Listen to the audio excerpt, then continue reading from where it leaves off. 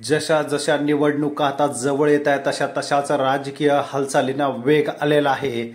भारतीय जनता पक्षाचं धोरणच त्यांच्या आता कार्यकर्त्यांना भाग पडणार आहे की पक्षातून बाहेर जाण्यासाठी। मुख्यमंत्री एकनाथ शिंदे मुख्यमंत्री झाल्यापासून आणि ठाणे जिल्ह्यामध्ये ज्येष्ठ असे असलेले भारतीय जनता पक्षाचे गणेश नाईक यांना मात्र मंत्रिपदापासून डावलण्यात आलेले आहे। आणि भारतीय जनता पक्षाने कल्याण डोंबिवलीचे आमदार रवींद्र चव्हाण यांच्या गळ्यात मात्र मंत्रिपदाची माळ टाकली।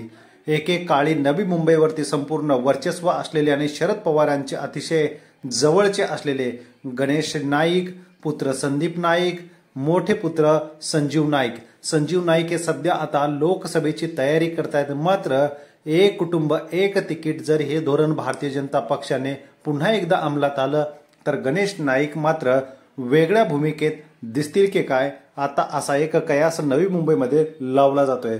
गणेश नाईकांनी कायमच वर्चस्व एक हाती सत्तेचं दाखवलेलं आहे।